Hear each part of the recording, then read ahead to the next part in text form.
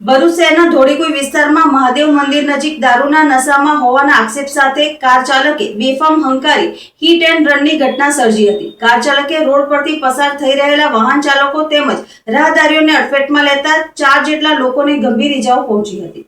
આકસ્મિક રીતે બનેલી આ ઘટનામાં કાર ચાલકે અનેક વાહનોને પણ અડફેટે લેતા વાહનોને મોટું નુકસાન થયું હતું। ઇજાગ્રસ્તોને તાત્કાલિક સારવાર માટે ભરૂચ સિવિલ હોસ્પિટલ ખાતે ખસેડવામાં આવ્યા હતા।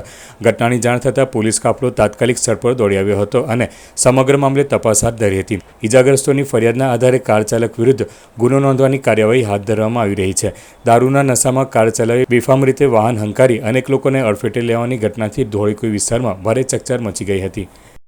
મારું નામ હેમાક્ષીબેન છે। ધોળીકુઈ બજારમાં મારી દુકાન છે, ભગતચંદ્ર સ્ટોર। મારી દુકાનથી એ આખો અંદર જ ભરાઈ ગયો। મારા દરવાજા, મારો માલ સામાન બધું જ મારું નુકસાન કરી દીધું। મને તો કઈ જણે કઈ સમજ નહીં પડે હું કરું ને હું નહીં। હું માલ ઉઠાવું કે પછી મારી જાતને ઉઠાવું। મને તો જઈને જાણે પેલી ગાડીએ ફેંકી દીધું। અંદર જઈને હું તો પડી એટલે હું બચી ગઈ। પછી મારી દુકાને જે ગ્રાહક ઉભેલો હતું તે તો આખા કાત્યા બાત્યા બધું જ તોડી ફોડીને એનું તો નુકસાન કરી દીધું। એનું શરીરને તો કોણ જાણે હું થયું, માંથી તો જોવાયું બી નથી।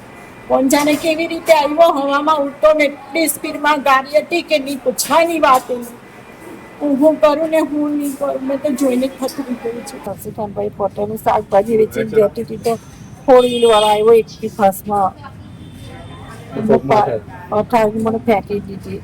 નામ વૈશ્વિક દેસાઈ છે। હું મારી કંપની BSM ફર્મેનેટથી રિટર્ન થતો હતો અને રસ્તામાં ટ્રાફિક વધુ હોવાના કારણે હું મારા ફ્રેન્ડની પાછળ બાઇક પર બેસીને આવતો હતો।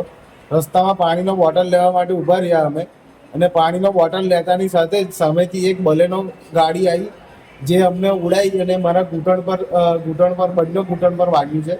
તો સૌથી પહેલાં અમે ત્યાં જેવો પડ્યો હું ત્યાં 2 જણાએ મને ઉઠાવ્યો।